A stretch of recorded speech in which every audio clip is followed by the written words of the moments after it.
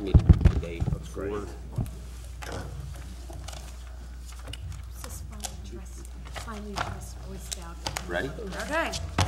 All All right, good evening. Welcome. This is the meeting of Tuesday, November 28th.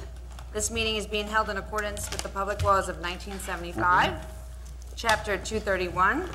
An adequate notice of this meeting has been provided by notice sent to the Star Ledger, the local source, and posted in the main lobby of the municipal building and the township's website. Please stand for the Pledge of Allegiance.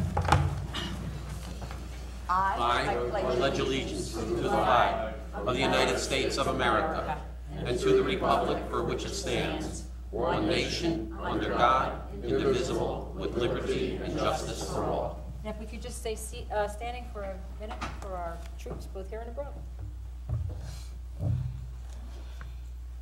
Thank you. Okay, Madam Clerk, roll call, please. Deputy Mayor Stampoulis. I am here. Mayor Stampoulis, sorry. I am sorry. here. That's okay. Deputy Mayor Vasallo. Here. Committeewoman Budzinowski. Here. Committeewoman DuBois. Here. Committeeman Huber. Here. Here, of course. Okay. At this time, I'd just like to make an announcement that we have an addition of a first reading for ordinance number 2017-18, which was added to the agenda. Okay, so we're going to move on to proclamations and announcements. And at this time, with pleasure, I would like to read this proclamation. Whereas the Township of Springfield wishes to extend its sincere congratulations to Detective Lieutenant Judd A. Levinson on the occasion of his retirement from the Springfield Police Department after serving 38 years and 4 months. Whereas Judd A. Levinson became a police officer with the Township of Springfield Police Department on August 1st, 1979, and was assigned to the Patrol Division for 7 years. In 1986, he was assigned to Detective Bureau as plainclothes officer until December of 1989, at which time he was promoted to the rank of detective in January of 1990. In September 2010, he was promoted to the rank of detective sergeant and was the supervisor of the Detective Bureau and the Juvenile Unit until March of 2012, when he was promoted to the rank of Detective Lieutenant and became the commanding officer of the Detective Bureau and Administrative Division. And whereas Judd A. Levinson has served as a member and president of the Springfield Patrolmen Association, a member of the Superior Officer Association, Local 76, and its members of the International Association of Auto Theft Investigators, the International Association of Financial Crime Investigators, the Jewelry Security Alliance, the National Association of Bunco Investigators, the NJ Security Association of Bank Investigators, the NJ Vehicle Theft Investigators, the Society of Investigators of Greater Newark, and the Union County Municipal Investigators Association. And whereas Judd A. Levinson has conducted and or assisted in the investigation of in excess of 14,200 crimes throughout his career, with over 6,300 fraud or financial crimes investigations. Whereas Judd A. Levinson, having attended over 130 criminal investigating training courses given by various county, state, federal, international law enforcement agencies, including the Israeli National Police, became Springfield's first biased crime investigator in 1993 and also the first Megan law officer in 1995. Positions he has held until present day. He also has been the department's liaison with the State of New Jersey Enforcement Agency for Organized Crime Investigation and the lead investigator on all homicide and death investigations since 1989, and with the department's public information officer since 2010. Judd A. Levinson has been the recipient in excess of 80 awards from civil, fraternal, professional associations, along with Springfield Police Department and other agencies, including state and federal agencies, leading to his professional recognition as an expert in his field and receiving the Investigator of the Year Award from Union County Prosecutor's Office in 2004. And whereas Judd A. Levinson spent countless hours assisting the NYPD and the forensic operations at the Fresh Kill landfill in Staten Island during the weeks following the 9/11 attacks in 2001. Now, therefore, I, Diane Stampoulos, Mayor of the Township of Springfield, and on behalf of the entire Township Committee, do hereby extend our best wishes to Detective Lieutenant J. Ed Levinson on his retirement and wish him well in his future endeavors.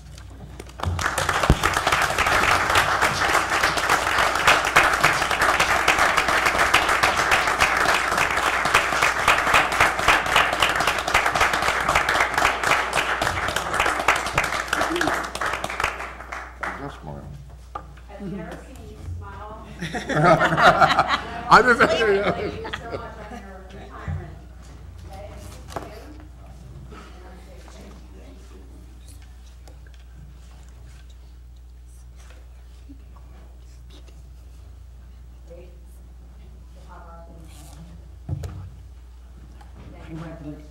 Okay, Thank you.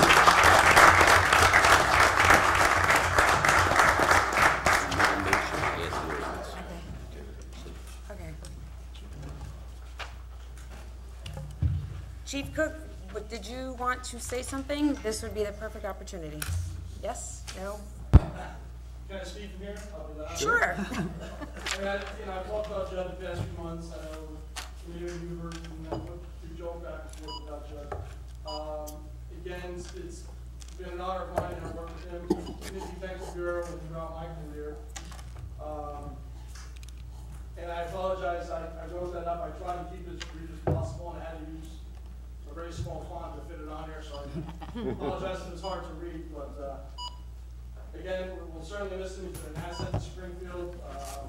Hopefully, and I know, Judd's a resident in town. I'm sure he wouldn't mind us still calling on him when necessary, if we need advice, just not 2, 3, 4 in the morning.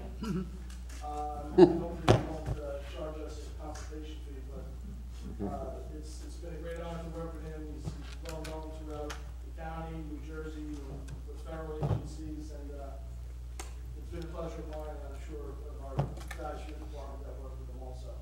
Thank you, everyone, for acknowledging him tonight, and Township Committee, I appreciate your acknowledgement also. Thank you.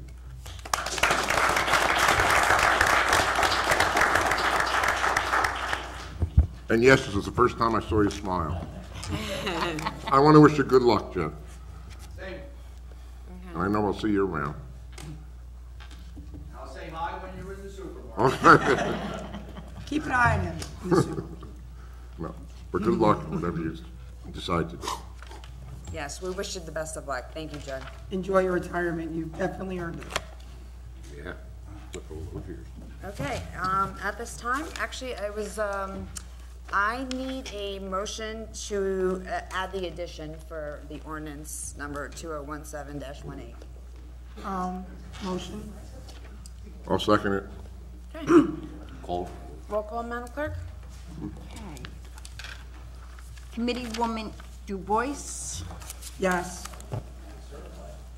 Committeeman Huber, Yes. Committeewoman Budzinowski. What am I voting for? You're adding to add the ordinance. No. Committeewoman Deputy Mayor Vasallo, No. Mayor Stampoulos. Yes. Okay, ordinance is on for first reading. Okay, we're going to move on to announcements. We have our holiday celebration 2017, which will be on Wednesday, December 6th from 5 to 8, Town Hall lawn, and with a rain or snow date of Thursday, December 7th. We also have our Hanukkah celebration, which will be on Tuesday, December 12th at 5:30 at Veterans Park. The Rotary Club of Springfield is having a Rise Against Hunger a meal packing event, which will be on Thursday, December 14, 2017 at 6:30 at Chisholm. Volunteers are needed, so please sign up at the administration office. Our next Township Committee meeting is on Tuesday, November 19th at 7 p.m. It will be the only meeting in December. And actually, this is the public hearing, so do I need a motion for that? Yes, will somebody please make a motion to open the public hearing for the CDBG grants? Motion. I move to adopt the public hearing for the CDBG grant, and I have a Sam Mardini. What's the name? I second. All in favor? Aye, that's okay. Any objections? Okay. At this time, should I open that to the public, or Sam? Sam Okay. makes his presentation. Good evening. And Good the evening. public has Hello, come. Sam. This is an annual presentation that I make to this committee as required by HUD Housing, Department of Housing and Urban Development, and that's where I present applications for grants. And as required by law, we are supposed to hold a public hearing to solicit public input and answer any questions on the applications we're presenting. HUD provide money to each county in the state, and the county distribute the money through block grants based on qualifications. Those grants must benefit low and moderate income persons and families. And there are criterias to be eligible to apply for those grants. We used to have much more leeway and leverage as to what kind of grants we can apply for, but we are really limited now to the type of applications, and mainly they accept application that has to do with ADA and emergency services, and that's what these applications on tonight. We have two applications to be presented. Number one is continuation of a program that we apply for, and we do receive funding every year, and that's for senior citizen bus service. And I would like to give the opportunity for the Recreation Department to speak briefly on this program since they manage it. So Michael or Adam, please, if you would. For those who don't know me, I'm Mike Patrico. I'm the Assistant Rec Director. This is a grant that I've adopted since I came over here to Springfield that you guys have been receiving money for the past few years. This grant helps us pay our part-time bus drivers, both of them. It gives a portion of their salary, it pays for their portion of their salary for the yearly income. We apply for $20,000. The first 3 years ago, we received $7,000. Then we received $1,500 the past 2 years. So I'm hoping to receive a little bit more this year.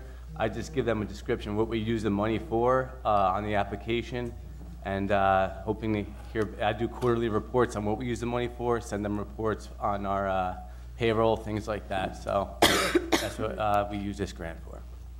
And I appreciate, since Mike took over, we are doing great. The quarterly reports are sent on time, and we appreciate it. Thank you. The second application is presented not by us as a township, but by a nonprofit agency from here within the township, and that's by Freeman Apartments for an emergency generator.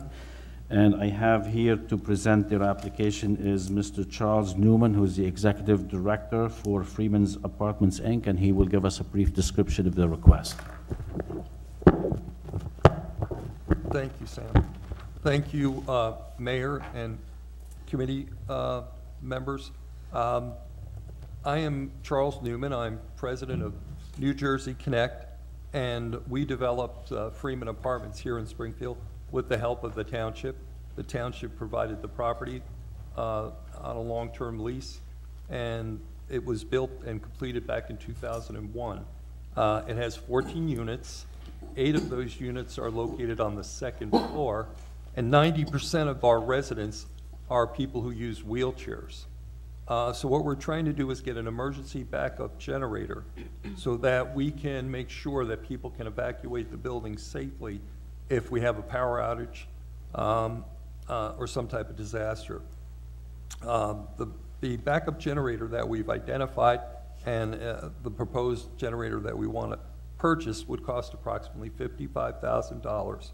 And what it would do is it would continue to operate the elevator if power would go out. It would also provide emergency lighting. It would keep the heat on in the building in the wintertime.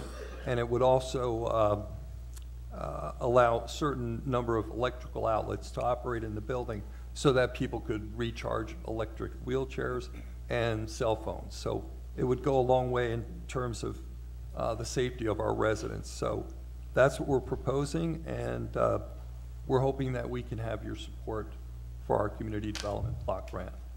Thank you very much for your time and your consideration. Thank you. Thank you, Mr. Newman. This is really all I have.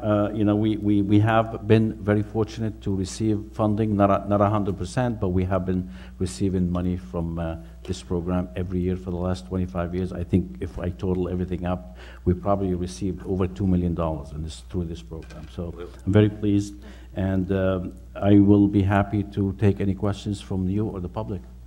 How do you need our help? What can we do to help you? Well, the whole purpose of this is a requirement by law that we have to hold the public hearing to solicit public input, and you submit those applications. So you're going to have to vote on approving those 2 applications and open it to the public for questions. Okay, so do I make a motion, or you want to open it to the public? Anyone from the public have any questions or concerns regarding this grant? Seeing none? Okay. Is there a motion? I'll make a motion to close the Motion. public hearing. Motion to close public hearing? Second. Motion to adopt the The 2 applications for CDBG. for the Second. Yeah. Yeah. All in favor to close? Okay. Yeah. All in favor to close the public Yeah. hearing? Yep. Correct, All right. yes. Okay. Jerry Ann made a motion. Now. Yeah. Motion. And now, a motion to, I made a motion Adopt to the adopt grants. the CDBG grants for the 2 applications. Right. okay, Is there a roll call? and, okay, and I will do a roll call. Committeewoman Budzinowski? Yes. Committeewoman Du Bois? Yes. Committeeman Huber? Yes. Deputy Mayor Vassallo? Yes. Mayor Stampoulis? Yes. Okay. Thank you very much. Thank you. Thank you. Okay. At this time, it's public comment time. Anybody from the public would like to speak about agenda items only? Okay. Seeing none, we'll move on to reports. Finance? I'd like to make a motion to approve the total amount of payroll and vouchers for the period from November 14th to November 28th in the amount of $6,514,044.24. A second? Okay, roll call. Committeewoman Budzinowski? Yes. Deputy Mayor Vassallo? Yes. Committeewoman Du Bois? Yes. Committeeman Huber? Yes. Mayor Stampoulis? Yes. Okay. We'll move on to recreation. Adam, good evening, how are you? Good evening, everyone. Fine, thank you.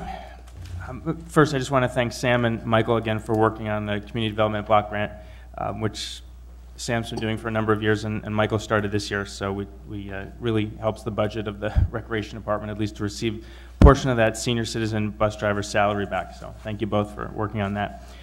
Just a few highlights from my report.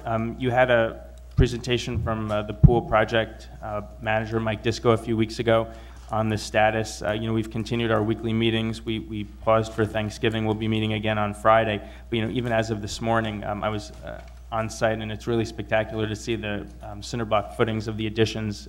You can actually picture where the new rooms are going to be on site. So I was standing next to the wall of the brand new kitchen, the wall of the new fitness rooms. It was really exciting to see that, even in the cold weather. So we're very hopeful that that progress will continue.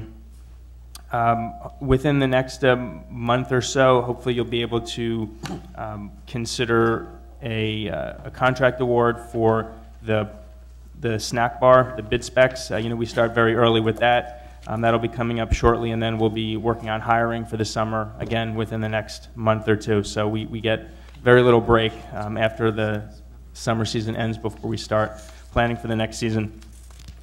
On the recreation side of the report, I just want to mention that we just started advertising a winter break camp. It's a schools out camp that's going to be held at Chisholm for children 5 to 11 over 3 days at the end of December. So parents who are working can send their kids to Chisholm. So that's run by U.S. Sports Institute. We work with that company throughout the year. So that information is on our website and also in our flyer rack at Chisholm. We also have some holiday activities coming up, cupcake baking night for adults that we just started advertising. It's a great way to get some family or coworkers together at Chisholm. And we also, starting in the winter, we have what I'm sure is going to be a very successful adult dodgeball program with happy hours to follow. So starting at Chisholm and then ending up somewhere else in Springfield. Spirits? Secret location. It's going to be a lot of fun. Many people have been talking about it online and in person, and I believe we have about half the teams that we're expecting signed up already. So if any adults are interested, people have been asking about this for quite a while, so we're really excited about it. It's run by Zog Sports out of New York City, but they have a New Jersey branch. So you can look for that information also on our website and in the Patriot. I just also wanted to point out that we had the honor of hosting at Jonathan Dayton a few weeks ago the Youth Football League All-Star Game. 5 of our young kids participated in that All-Star Game, so that was a big honor for them and also for the Springfield Junior Dogs to host that on a very, very cold and rainy evening. So tonight we have here Frankie Saraceno with his dad, who I see, and his aunt. Frankie is an Eagle Scout, and I've had the pleasure, will be an Eagle Scout very soon, we hope. I've had the pleasure of working with some Eagle Scouts over the number of years I've been in Parks and Rec, and he's a great young man who's proposing a very honorable project for Chisholm, which is to collect retired American flags and also beautify a part of the rear of the building. So hopefully you had a chance to read Frankie's proposal. He included some pictures. He also has some color renderings tonight, so you may or may not have questions about it, but Frankie wanted to be here tonight just to show his support for his project, which we are very happy to recommend. So, Frankie, thank you for coming tonight, and good luck with the project. Tomorrow night, the Rec Department is hosting a Rutgers Safety Coach Clinic from 6 to 9. We have plenty of spots available for any brand new coaches or coaches who have been interested in this clinic but have never attended it before. It touches on a lot of topics related to coaching, first aid, emergency action plans, legal aspects of coaching, how to structure practices, concussions, lightning. So if anyone is interested, is watching or in the room tonight, you can contact the Rec Department tomorrow and we will save you a spot for that. One other item just to mention, the mayor mentioned the holiday celebration and tree lighting for next week. I don't want to repeat anything other than just to thank Robert Betcher and his crew from the Public Works Department. They've been working for the past several weeks to beautify the front of Town Hall and many other locations around town. We have hundreds of brand new LED lights that are going to decorate the main tree on the lawn. You'll see them for the first time next Wednesday, but they really look great, and I think they were well worth the purchase. On the senior citizen side of the report, November and December, both busy months, but with the holidays coming around, but we had some interesting senior activities, including a presentation on America and New Jersey both entering the Great War, World War I. From 1917. It was a really interesting lecture. We had food sampling, courtesy of the Springfield ShopRite and their dietitian. And this Thursday we have a trip to the Menlo Park Mall for people to get some of their shopping in. And finally, the last thing I noted on the report is that we are making progress on the audio and visual upgrades to the senior citizen wing at Chisholm, which was paid for by a County of Union grant we received earlier this year. So I think within the next 3 or 4 weeks, the project will be completed. So I'm pretty confident before the end of the year. It's going to include additional televisions for senior citizens to either watch TV or view a presentation like the one I just mentioned from the room. So they'll be able to see it from all parts of that very large room. We're also putting the audio system in the ceiling as opposed to on the wall where it's really hard for people to hear around the entire room. And we're removing a lot of wires from the room, which will eliminate trip hazards and make the AV system wireless, which was something that's been requested, and we're thankful for that grant funding, which also paid for the brand new exercise equipment. So those are the highlights. If you have any questions. Yes, actually, being that Frankie's here, I believe he wanted to present something to us. Would you like to come up and talk about your proposal and give us what you need while we're in the rec?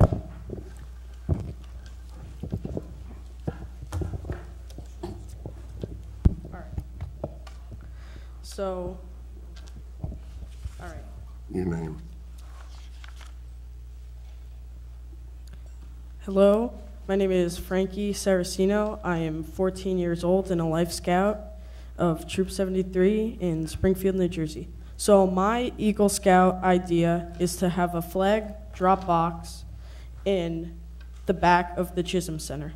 As all of the people on the committee have seen before, we have the rendering of the Photoshop that I did for my, here's the color. Beautiful. Anybody in the crowd? Here.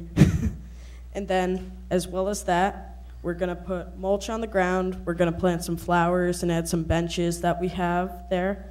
And then also, the trailer that's there, we're gonna put some mulch down and plant some arborvitae so it looks nicer and it's a better view from the softball field.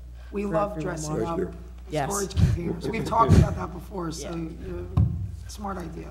All right. So basically, my inspiration for my Eagle project was, so in Springfield, we really don't have any flag drop box so that the flags can be properly retired. And only a couple branches of people are able to retire flags, and the Boy Scouts is one of them. So not any average person is able to go into their backyard and just retire a flag. So with the Boy Scouts, we'll be able to do it during a court of honor or a camping trip, and we'll be able to retire the flags properly and have a ceremony for them. So my project is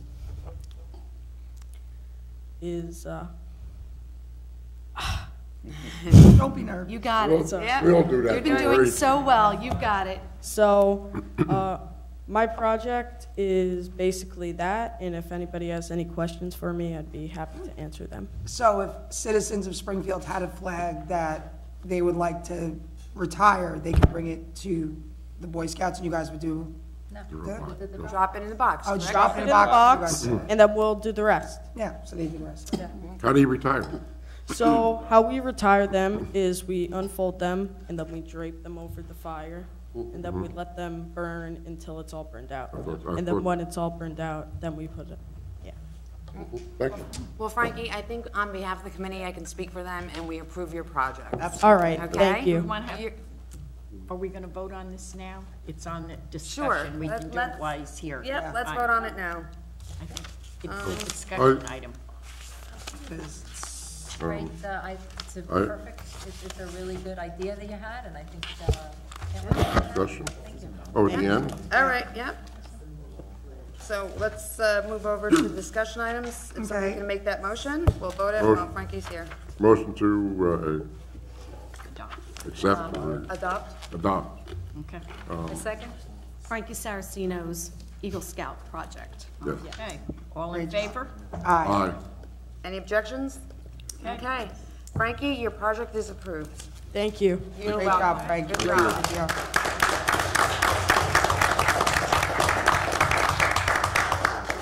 Does the committee have any other questions for Adam and Rec? When are we, when is your recreation booklet going out? Booklet? Booklet for the pool, for everything else, are you getting it Calm together? down, friend. It's The- not even Christmas. I know. Yet. No, but he's gonna get it together, and it's gonna be, Well, the first step will be hopefully at your first full meeting in January, not the reorg, the first meeting. My goal is, as in my past years here, is to have you read the first reading of the ordinance that will update whatever fees we're considering updating, and then after it's adopted, just like again in the past years, we're ready to go very soon after that. So we edit that and have it out mid-February, late February. So maybe we have to meet regarding the fees and stuff late December, like we, okay, cool. and we need to explain that, because people have asked me, like the gym that we're gonna have there and all that, that will not be open in winter. No. I mean, I want to make sure that it's explained in that booklet, because people show up there. We'll figure that all out. The gym is in the side of the building that's not even going to be heated, so even if they wanted to work out, it's going to be Okay, freezing cold. that's why I just want to make sure. Yep. We'll talk about all that. We'll talk about it. Okay. Any other questions? No. Okay, Adam, thank you. Thank you. Moving on to Mr. Betcher, DPW, how are you? Buddy? Good, thank you. Okay, so right now DPW's main focus is leaf collection. This does take the resources of my entire department. So I'm going to be brief. I just want to touch on a few other things. Recycling, our next e-waste is coming up on Saturday, December 2nd from 7 to 11 at the community pool parking lot. And besides electronics, residents may also recycle vegetated waste, brush, different types of metals and appliances, and we always have staff on site to assist residents offloading any of the items that I just mentioned. We also hosted an educational class on recycling at the Caldwell School on November 16th, and I'm going to be reaching out to several of the other schools to get some additional dates on the schedule to discuss recycling with the students. Most of our other work has all been suspended unless it's considered an emergency. We did have several emergencies under my tree department where we had to go out and remove 4 trees, prune another 6 trees, and remove several stumps to replace some hazardous sidewalks. But otherwise, like I said, unless it's considered an emergency, our main focus is on leaves. We did receive our annual Greening Union County grant in the amount of $12,000. That'll be used to provide street trees that were lost over the years. Any residents interested in receiving a tree in the spring should contact the Public Works Department. We were able to keep a small crew on holiday decorations, as Adam mentioned, for the tree lighting. Not to repeat it, but being held on December 6th from 5 to 8 p.m. And once Town Halls is completed, we're going to be heading over and decorating the bid that runs along Mountain Avenue on both sides. So again, leaf collection did start on November 1st. I have 3 crews canvassing the town on a daily basis. Each crew is in a separate zone, and that allows us to cover 3 zones at a time.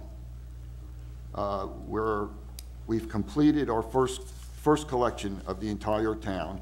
We're currently in zones 2, 4, and 6 on our second collection. To date, we have removed just shy of 6,000 cubic yards of leaves from residential streets only. That doesn't include the industrial sections nor our parks. For any of the collection dates, residents can go on the Township website or they can call the Department of Public Works. So heading into December, we're going to continue with leaf collection, and I'm anticipating a 3rd pass of the entire town, followed by a final cleanup where I'll dispatch the street sweeper. Later in December, after all the residential streets are completed, we're going to head into the industrial sections of town for their leaf collection, and we actually provide them only 1 pickup because the leaves are all down at that point, followed by a final cleanup. And do we have bulk garbage next week, right? I'm sorry. Is bulk garbage next week? Yeah, bulk, Right? yes, bulk garbage goes on the 6th and the 7th. It's my favorite time of the year. I have to make sure. I heard a rumor, but I didn't check, so I wanted to make sure. Right. You start the parks right after you get done with If the weather permits it, once I'm done with the industrial sections, and we head right into the parks and we start cleaning the parks out. And I think I talked to you about this. You took down some trees, when we did the sidewalks and things like that. Do you go back and replace them, or do they have to call you? In other words, Automatically, anywhere where a tree came down, automatically gets put on the list to have a tree put back, unless the resident is very adamant about not having a tree there because of the damage that it caused in the first place. But we always have spots for trees. okay, no, because a couple of people called me and said, he took down my tree. I said, well, something was wrong with it then. I said, he's not going to take it down. Well, I mean, Good tree. under the sidewalk program, just in order to get the sidewalk back, you have to grind the roots out. And if we compromise the tree and there's any type of a liability there, that tree has to come down because we don't want to be responsible. So we take the tree down and then we just put it on the list to have a new one planted. Okay, thank you. That's it. Any other questions? No. All right, thank you, Mr. Bescher. Mr. Martini, how are you? Good, thank you. I'll make my report very, very brief. Yes. The emergency generator at Chisholm Recreation Center is 100% complete, and I think the project was very successful. This whole project was funded by a grant from FEMA, which I am in the process of applying for reimbursement for that $100,000 grant, and hopefully we'll get it soon. The Juniper Way and Timber Acre project started yesterday. This is another grant we received from the county for $75,000. The total cost of the project is about $140,000. There is a small amount of concrete and curbing work to be done, which will be completed this week. And milling and paving, weather permitting, will be completed next week. And then I will be able, again, to apply for reimbursement of these $75,000, which we should get within, 2 weeks after that project is complete. The pool project, I'm not going to touch on since Adam already did. Wentz Avenue project, we awarded the contract at the last meeting to Top Line Construction, and that project will be starting early spring. The downtown project, I've been working with Mr. Shahadi on resolving some of the issues with the DOT, DEP, and JCP&L, and we are still working hard to get this project started. Other than that, it's the usual, very busy, a lot of change of tenancy applications and technical review applications. Zoning inspections are going on daily, and we're correcting issues that we find as we go. That's it. Okay, any questions? Yeah, I have a question. Yes, sir. I meant to call you about it. The light up at the Wawa that's closed. Yes. Has anybody gone up there at 5 o'clock in the afternoon on Mars Avenue? I went up twice. You can't get down now. If that light's put in, I'm not against Wawa, but if that light's put in, it's going to be a nightmare. They won't be able to move. And there happened to be an accident on 78, I think it was last Saturday. They directed everybody off, and it happened to be in Springfield, come down Mars Avenue, and it was back all the way up, almost to 78. I mean... The only thing I'm going to say is that the Township Police Department and the traffic officer have been actually trying to get a light installed there for years because they thought that would solve the accidents that occur at that intersection. And the applicant, when they came in, they made a very elaborate presentation pertaining to traffic and traffic count, and they did traffic studies at multiple times of the days. And they feel confident that the traffic light will actually improve the level of service at that intersection, not make it worse. I agree, I think so too. I disagree with you because it's 2 days in a row, Thursday and Friday, I was going up there, I had to go up there for something, shop right where. I think what happened when the light is installed, the traffic pattern will change and people will get used to a different pattern. So instead of coming down Cleveland to the light, they may continue Morris Avenue and go down and make a U-turn rather than make a left turn and wait and not queue in at the traffic light. So that's what they hope, and that's what the traffic expert testified at those hearings when the planning board approved the application. I hope you're right.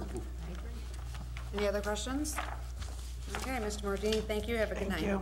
Thank you. Okay, Mr. Shawty, you have a report for us? One item I want to bring to your attention, I did email it to you just earlier today, but for the benefit of the public, on Monday evening into Tuesday morning, JCP&L and Verizon are going to be shutting down a portion of Morris Avenue from Mountain Avenue to Center Street. That's, as you know, as part of the work that we had been working with them on to eliminate the double wood poles throughout the town. There are 2 poles right on Morris Avenue between Mountain and Center. One of them is extremely leaning over Morris Avenue. The other one is not a double wood pole, but has an issue to it, and if they want to solve it, it would create a double wood situation. So rather than do that, they're going to try and tackle both poles. It's going to be a spot replacement. They're going to set up they're going to put trucks in Morris Avenue, move all the lines onto these trucks that are going to hold them temporarily, replace the pole right in its place. It's going to be an amazing feat to watch, but it is going to disrupt some traffic and businesses in that area. Unfortunately, there's no way around it. So the best time was determined to be a Monday evening into a Tuesday morning after rush hour traffic. And they were supposed to try and do that the week of the NJEA conference. My thought was schools are out, less traffic. They were targeting for that. Fortunately, they missed that timeline, so it's going on for Monday. So just wanted to alert the public. The JCP&L is going to be notifying all of the customers that will be affected by this outage. Excuse me, it's a number of businesses and the residents, the residences that live above them in that area. Any questions, concerns? I just want to make sure the businesses will be notified. Yes, all of them. They've got the numbers for all their customers. I sent you a copy of that list as well. We'll have it. I also sent it to the chamber so that way they can assist as well with the communication effort. When are you going to get rid of this pole out here?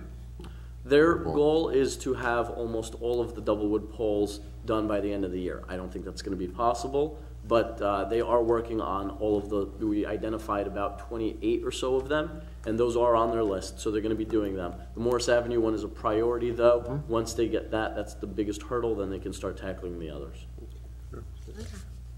Okay, we'll move on to minutes and reports. We will accept the municipal court monthly disbursement report for October 2017 as submitted. We'll move on to new business. Madam Clerk, can you please read the ordinance by title for second reading? Yes, ordinance 2017-17. This ordinance amends Chapter 7 of the Township of Springfield by amending Section 7-21, multiple direction stop intersections. I move ordinance 2017-17 as read by Madam Clerk with publication in a local source on December 7th, 2017. I second. Okay, anyone from the public? Any discussion up here? Okay, Madam Clerk, roll call. Okay. Deputy Mayor Vassallo? Yes. Committeewoman DuBois? Yes. Committeewoman Bujanowski? Yes. Committeeman Huber? Yes. Mayor Stampoulis? Yes. Madam Clerk, can you read the first reading of the new ordinance? Ordinance 2017-18. This ordinance amending Chapter 5 of the Code of the Township of Springfield by adding Section 5-7.9, no dogs allowed in public buildings.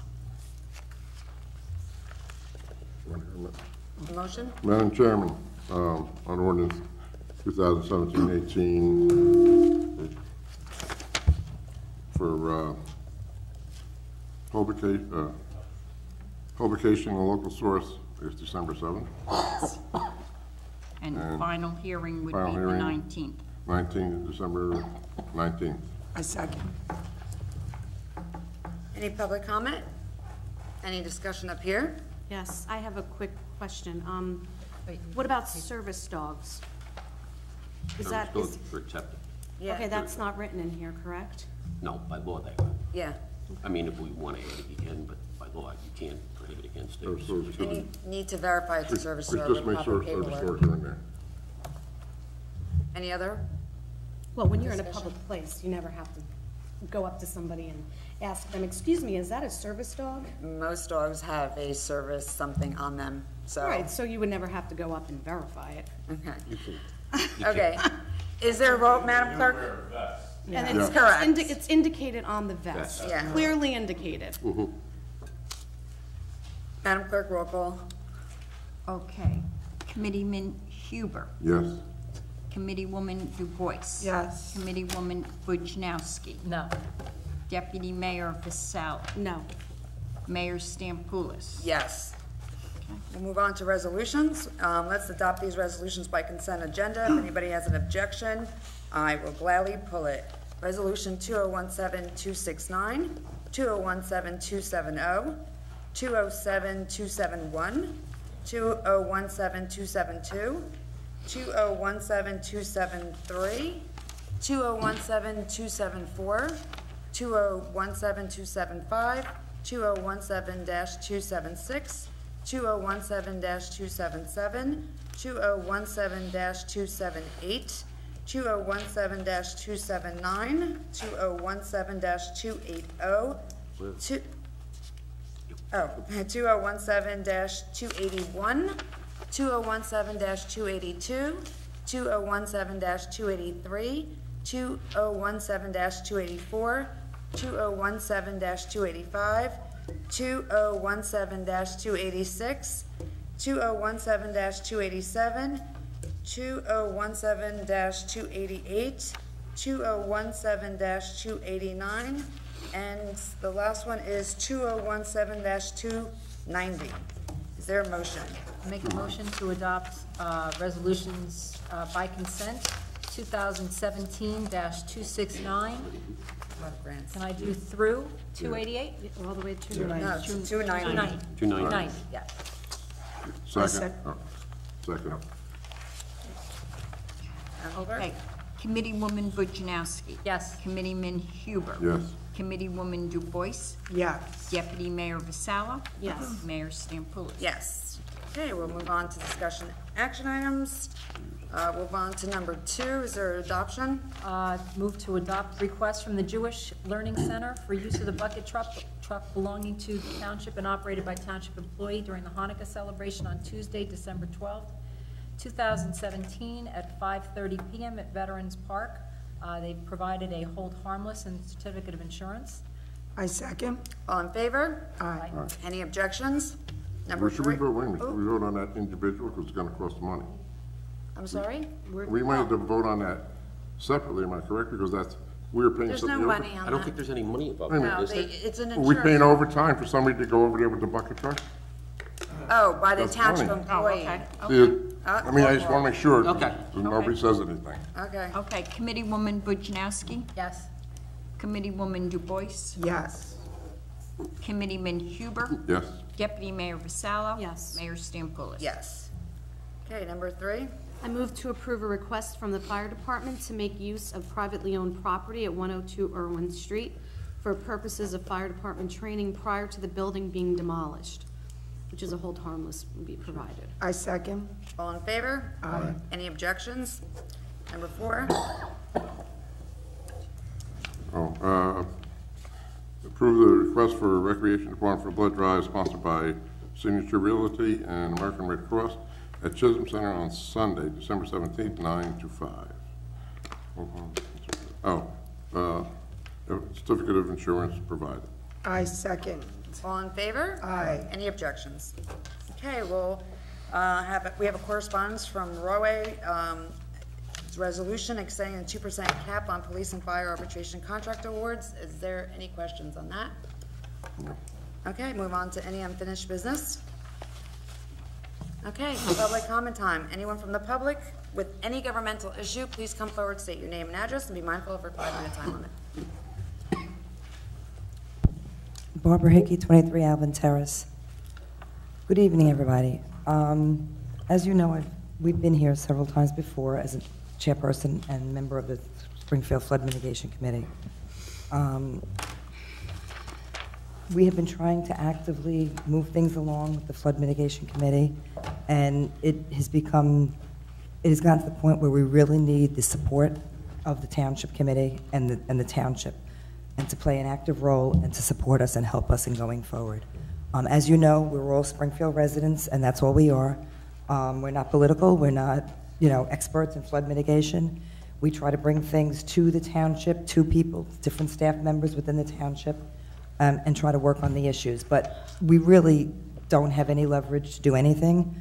Back a few months ago in September, some of us went to the county about getting the Milltown Avenue Bridge cleaned. We were there back in 2015. It seems like we're just spinning our wheels and we're going nowhere. And I'm not trying to, this is meant constructively, not as a criticism. What I'm doing tonight, and there are some members of the Flood Mitigation Committee here, is reaching out to all of you to ask you to please, with the new year coming on, play an active role and support us and your involvement. We know that the local committee, government changes, and there will be somebody else, this coming year. And, that makes it hard because people do come and go. But for the the time that you people have, if you can please actively play a role and support us and help us, we would greatly appreciate it. Because we're going nowhere. We're not going to get anything done. And there are a number of things, the CRS program that we're trying to work with Sam and with the township, and different items that we've been bringing to everyone's attention. But as I said, we need the support of the Township Committee. It's become very difficult for us, and it's also been disheartening because we have tried to get some other residents to join the committee, but they don't see anything happening, and it's frustrating. And their comment is, why should I bother? Some of us put time into going to monthly meetings and trying to, keep posted on things going on and everything, but if there's no support from the township, then we're not going anywhere. And quite honestly, I have gone to a lot of meetings, the Mayor's Council, the Royal Rivers Mayor's Council meetings, and other town meetings, and other towns handle it very differently. They work with the Flood Mitigation Committee, and they do actively look at things, issues within the town that are important. And I feel like, we're just we're always spinning our wheels and trying to bring things to the attention of the Township of Springfield, and we're just not getting anywhere. I know it's not easy. I know it's, as I said, things can't be done overnight, and I appreciate that. But, if we can get that help, we would greatly appreciate it. Barbara, and I agree with you. Being that I've been to numerous of these meetings, I think the committee needs to form an actual flood mitigation committee with a member or members of the board to be appointed like regular other committees. So that would be the question to address here. How do we make them a legitimate committee? Was there ever any? They're not establishing them? No, there's. I think some. We appointed a committee years ago. By resolution.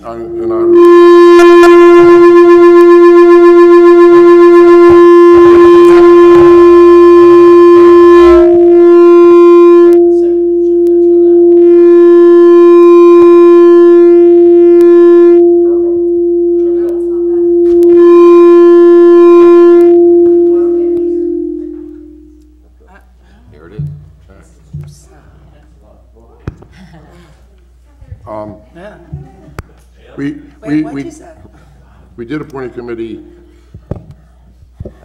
how many years? 8, 9 years ago, whatever it was. Every year we do that. It was done at reorg as well. And exactly what we do. Next year, we will put you on the agenda once a month to come here and present your case. Let me just back up for a minute. I was involved when this committee was being appointed. Yes. And it was actually 4 years ago. We tried the first year or two, and then it finally got appointed. And what I understood, it was a mayor's, a committee appointed by the mayor. And I thought we had something, some kind of clout or something, and we apparently don't have anything. And we've been trying, and the last couple of years going nowhere. But Sam, can you just come in? All right. But any committee, if you want to get technical, if I'm wrong, tell me, is appointed by the mayor. Planning board, no? Planning board, yes. Not every committee. Not every planning board, other committees appointed that. But we will put you on the agenda. You come here once a month and present your case in front of everyone attacking here. I know that they're waiting to see what's in the president's budget, the Army Corps of Engineers. When I was mayor last time, we went and we voted on the reservoir and everything else with that. And they're waiting to see if that gets okayed. If that gets okayed, they're supposed to start work. Will it start this next year? I hope so. Yeah, no, and that's not my issue. My issue is having someone from the actual township committee being appointed to sit along with the flood mitigation committee, like you do with the environmental. Exactly. Like the environmental group, right? Exactly. That's exactly right. So someone from this committee needs to be appointed every year to Yes. work with the flood mitigation. So they're not alone doing all the stuff that they're doing. Okay. And it's the same individuals at every meeting. We will make sure. How do we do that? And I think that's what Barbara's asking. Correct. I think the first of the year, that's what you should do. When you do it, you should have a resolution authorizing one member of the township committee to act as a liaison with the flood mitigation committee, someone who can make those monthly meetings, and I take it you. Absolutely, exactly, like the environmental committee and some of the other committees. And, I know this is not a glamorous committee. We know that. We know that it's the last committee that anybody would want to participate in because it's flood. But unfortunately, this is, part of Springfield. Yeah, no, it's and this is where a lot of us live, and there's nothing we can do about it. And then the person who was appointed from the township committee every month can give an update as to what has transpired and report back to the remainder of the governing body, so that if they think that it warrants it, they could even say, schedule it for the next meeting and let's bring representatives from Flood Mitigation Committee in. This is a topic, an issue that I think we should discuss further.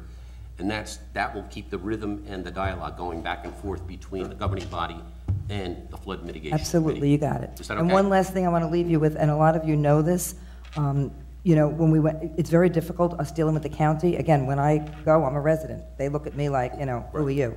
When we went a few months ago, you know, some of us went, and I thank Jerry for the work that she did the last few months. She tried to help us, and she did come with us.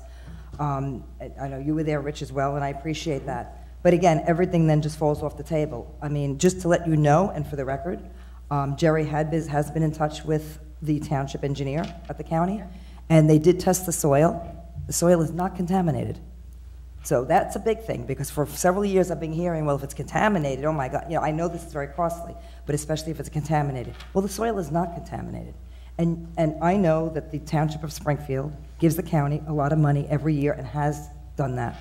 And all we're asking is, you know, for the county, it's wonderful what they're doing all around the county and fixing Myself Pond and the field and everything and the turf field. But, you know, can they put some money to flood mitigation and clean up their property? That, the Milltown Bridge, the silt there is their property. It's not the Springfield Township's property. It's the county's property. And I have reached out on numerous occasions over the last several years to Bruce Bergen, who is the chairperson of the county, and I've gotten nowhere. And again, I keep spinning my wheels and I just keep going nowhere. And does that silt need to be cleaned out every year? Is that a... Well, let's face it. Let me put it this way. When we went to the meeting, they had told us, prior to 20 years ago, the county used to clean that out every year. Right. 20 years ago, and I've talked to people from the DEP, going to all these mayor's council meetings and different things. I've met representatives from the DEP.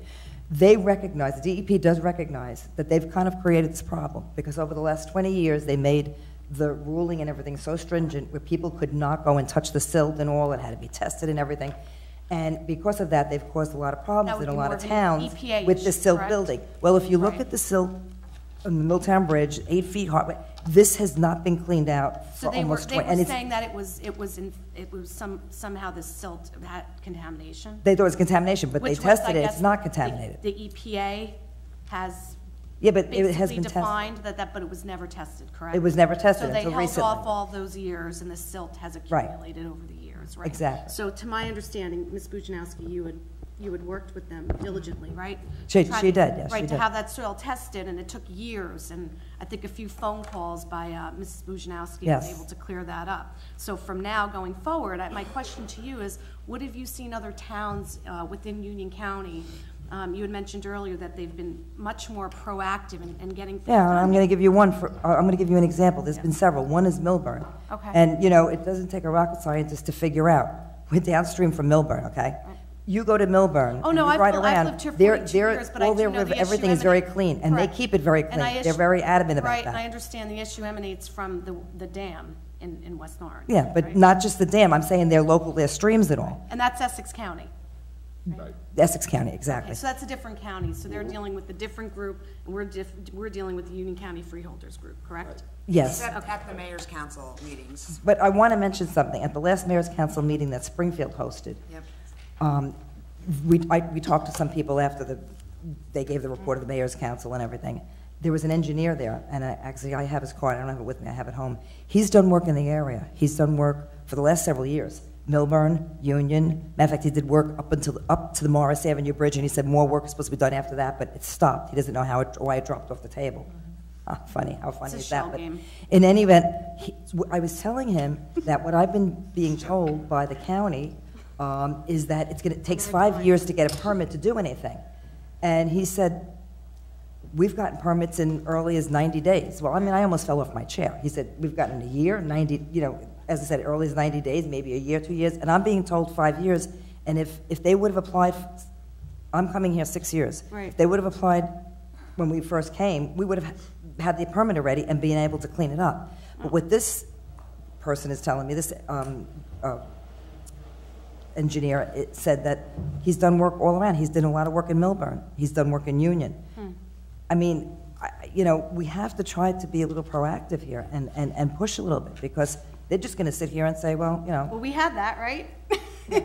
Well, you She know, did it's, push a little that's- bit for that's you, done. right? I mean, You know that what's was funny? intermittent, but she did do it for Well, you, you know so what- thank you, Mrs. Thank you. Jabrowski. Well, you know what, if we give the county $13 million, that's an awful lot of money. If we could get an opportunity to say how even 10% of that money could be allocated in town, that would be a huge burden off of our DPW, and that would be a huge boon to the town, really, because we would be able to get so much more accomplished. So I think that's, you know, I'd love to see the county give a little bit back of our money, because, you know, I mean, it's great that they've given us a grant of $75,000 and, you know, $12,000, but we gave them $13 million, you know.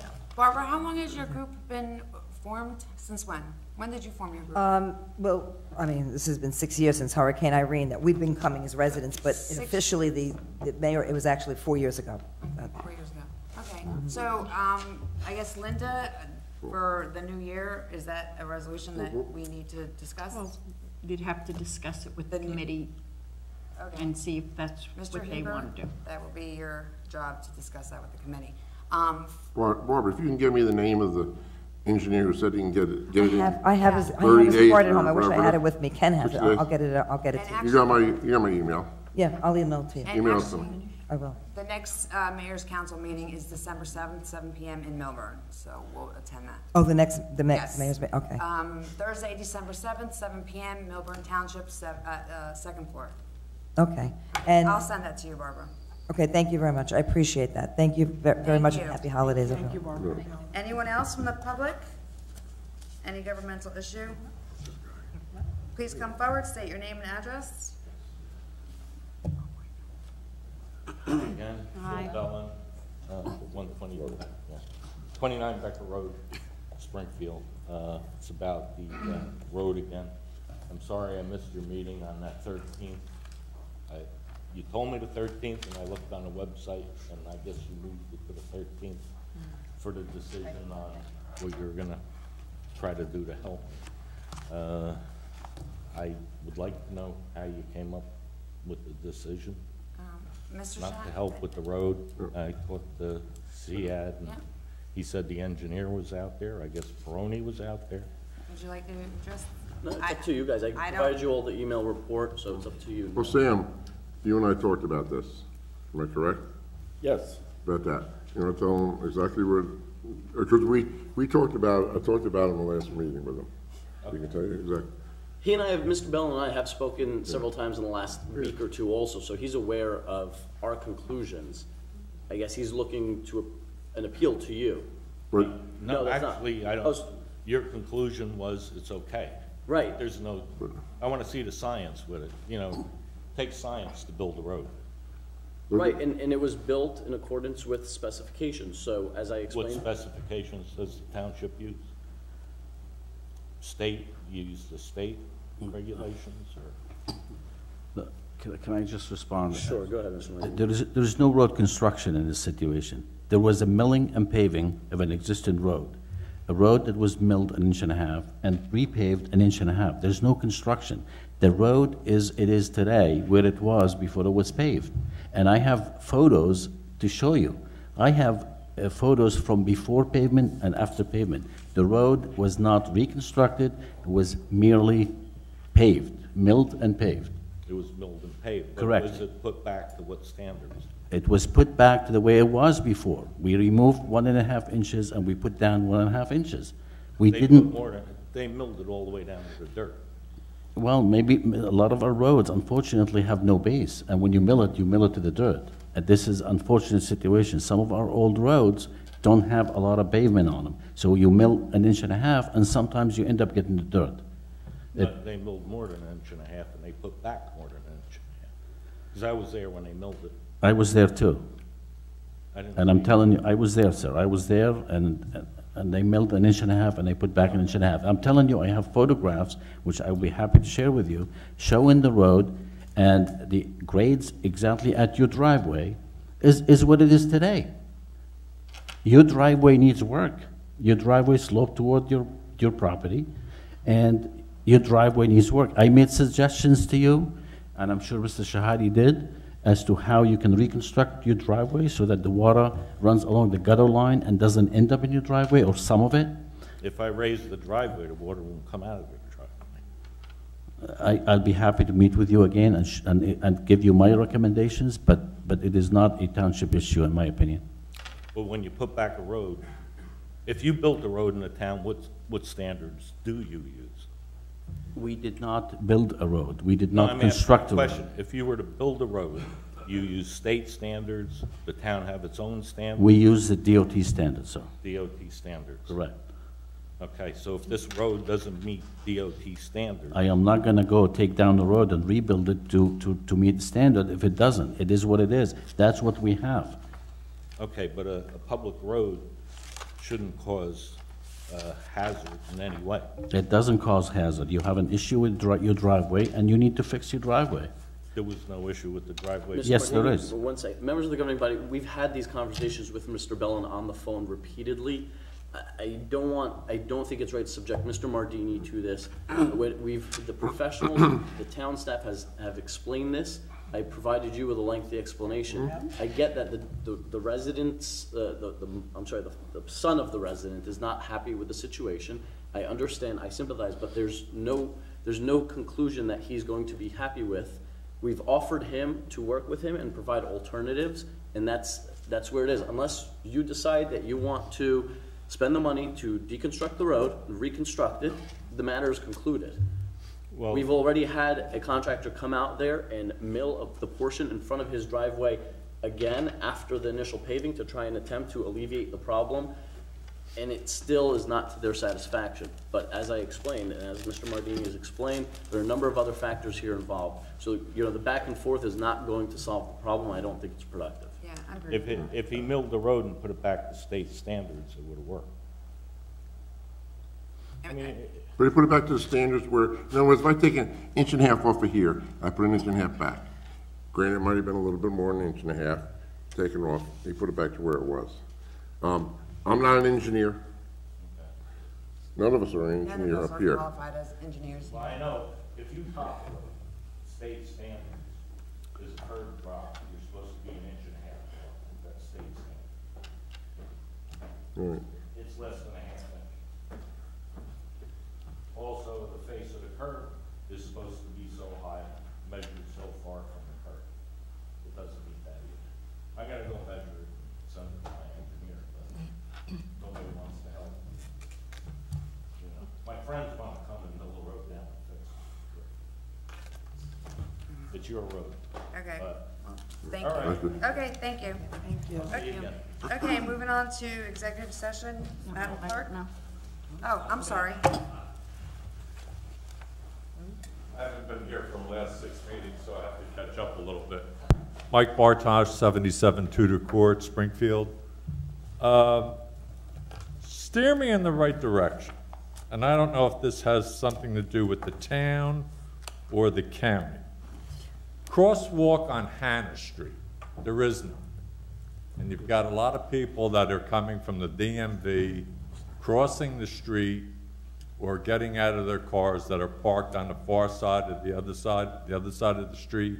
There's like 20, 25 cars there, they just walk across the street. Definitely, somebody's gonna get hit there big time. God forbid. So I don't know if that's county or town. Should I go after the county to request What is it that you're? a crosswalk? There is a on Hannah. crosswalk on Hannah Street. No, there is not. According to Google, there is. Here's a crosswalk on Hannah Street, sir. Is it going from, From where? It's going from the library to the DMV parking lot. okay, what about from, And there's one on Center Street as well. okay, what about one that crosses Hannah, crosses over Mountain Avenue? From Hannah on the Okay. corner, and then to go across. There isn't Mountain one, Avenue. and the county doesn't put crosswalks in those random locations.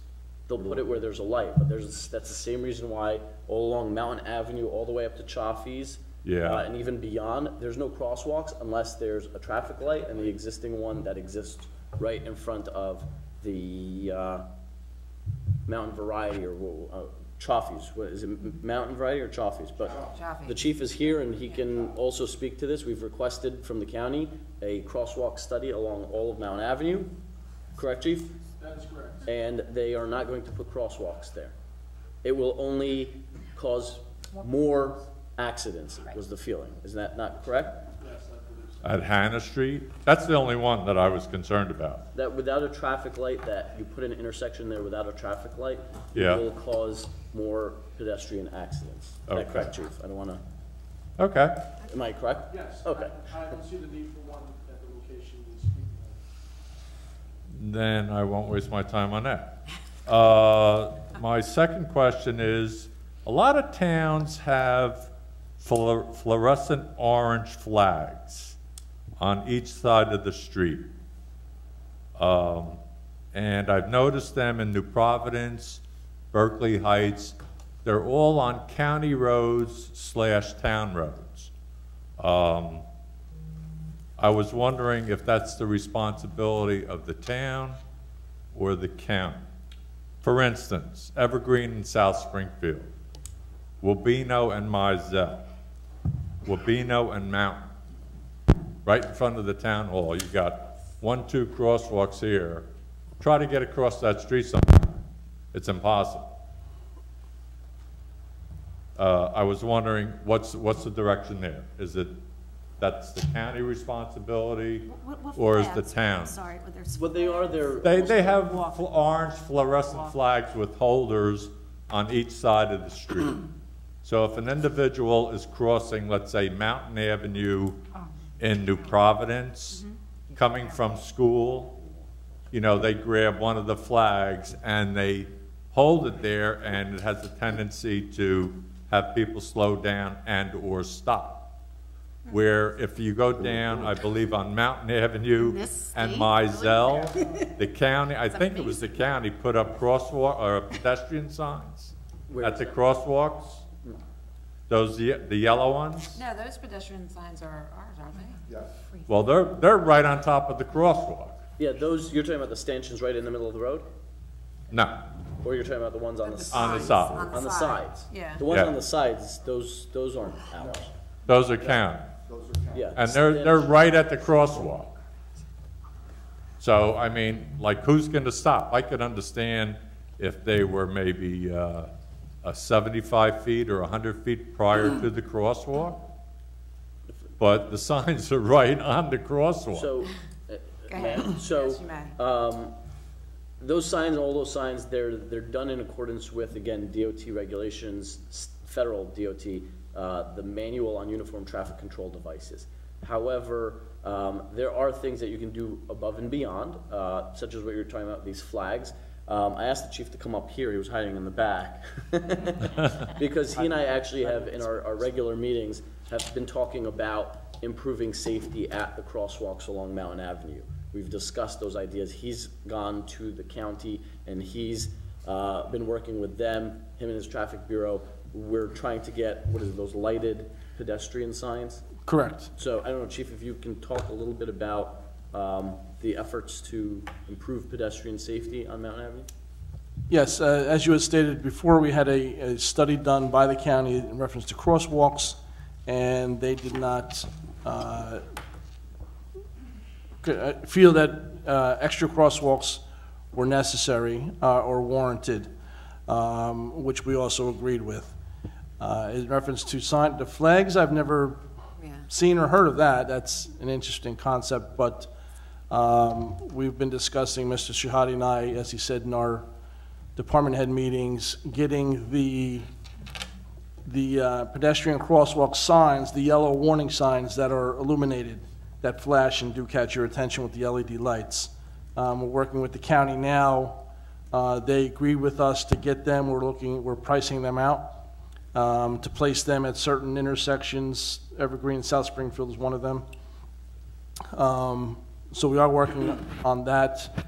And just it's just on the 2 county roads. It's just on, you know, Mountain and Mizell and South Springfield. Can I interject with what you're talking about? One concern I've had, and I brought it up once way a long time ago, and it fits into what we're talking about. crossing from South Trivet over Caldwell Place, because people come around that corner and you can't really see people. Yeah, my street and crossing Caldwell Place. That's also on my list, Caldwell and I think Road. Because when people There's come a around that crosswalk corner, there, they you can't see the you people. until they're really close to you. And I know I used to cross a lot with a stroller when my little one was smaller. And it's an intimidating corner when there's not, when the crossing guards are there, it's awesome, they're really good, but it is very nerve-wracking to make that cross right there. I think, I mean, with all of this also, is to be mindful of, you know, you can only do so much. Yeah, I don't know if change there's anything you people's- can do or not. No, but sometimes, like, that's, I think that's that crosswalk is a perfect example of crosswalks that sometimes shouldn't be there, because they create that. You're not going to be able to stop, so by putting these crosswalks, people would much rather use these crosswalks rather than be inconvenienced of using the right crosswalk. So if you cross across Brook and then do the right crossing, and so you put these crosswalks everywhere, and people cross wherever they feel like it and then complain about the lack of safety, but the crosswalks are designed and done in a way. No, I'm not, you know what I'm saying, like putting these crosswalks everywhere. You know, you look at right on Center Street, there's a crosswalk right there. People all the time walk from the parking lot right across the street, in front of the buses, in front of everything, when there's a crosswalk 20 feet over. And it's right there. And it's right there, but it's out of laziness, and then they want to complain. And they jaywalk. And you know, that causes an unsafe situation for themselves and for the drivers. There's been many times on Mountain Avenue over there where I've stopped, and somebody's tried to cut around me, and I've stopped for a pedestrian. And then they try to cut around me. I was almost killed there because somebody stopped to let my daughter and I go, and a car was upset that they had to stop and went around and almost hit the both of us across some Chaffees. The flags, I've seen them on in New Providence. You know, I'll look into whether it's our responsibility or the county's. It's not really a big deal, but you know, again, how much is that going to address the situation? I have to agree, because even in the morning, if there's not an officer at the school, there is a dozen children waiting to cross, and cars don't stop. I understand So the that. best way is to let people know to slow down or stop. Okay, I think the only way to find this out is, like I said, they are up in New Providence and they are in other towns, is to call New Providence and find out whether or not these are helpful as far as the safety issues are concerned. Okay. They should know. Yeah, sure. Right?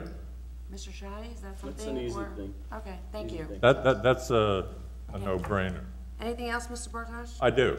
I think my 5 minutes are almost up. Yeah. About 5 minutes ago, they were up. But you spent up the 2.5 minutes of it. I do have a question. There was an article in the Star-Ledger, November the 16th, that they may put through a bill for the 565 municipalities in the state of New Jersey to gain access from the recreational marijuana.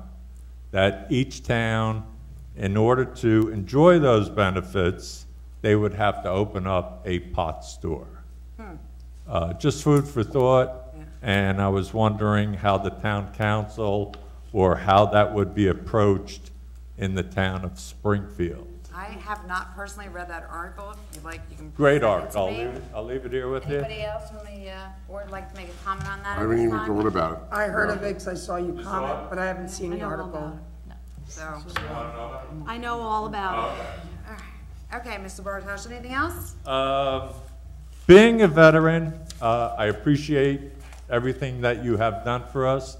I did not have the opportunity to attend the last event at the Memorial Center there. But I've noticed also, I've also noticed in other towns, I'm going to get back to New Providence, they have banners that they put up of their veterans, of pictures. Just food for thought. Union has the veteran's name on top of the street. She's already working on it. Yep. Oh, okay. I actually, thank you for bringing that up. I actually have an uncle who passed right after World War II. He was killed. And artillery backfired on him. And actually, there was an article written about him. I need to forward it to you. I think you'd enjoy it, Mike. But he's part definitely of the would. Cranford, he's part of the Cranford 86. And this year was the first year that the Boy Scouts and other individuals took out the 86 flags of these men that died during these wars and walked with them during Veterans Day, and I believe they're gonna bring them out on Memorial Day. And there's going to be a book written about the Cranford 86 as well. So my uncle's one of those 86, but I had spoken, and the reason why I'm mentioning is that made me think that we should have something like that in Springfield. We should pay homage to these individuals that currently serve and that have served and have died as well. Absolutely. Well, we had that with the salute, with the 5K run. Well, Thank you very much for your time. Well, to Maria's point, since you, Maria, currently served, I'd like to work on, and I know you ladies are involved with issues surrounding veterans, people who are currently serving that are from Springfield, because we honor the veterans and those who have served, but if we can find a way to find out who's actively serving now. I know my brother-in-law is a Dayton graduate, 5 tours in the Middle East, and I know that he's one that I know, the only one I know of, but if we can figure out a way to, you know, talk more about the people that are currently serving. I've seen those banners down in Virginia. I've seen them in New Providence, I believe Berkeley Heights.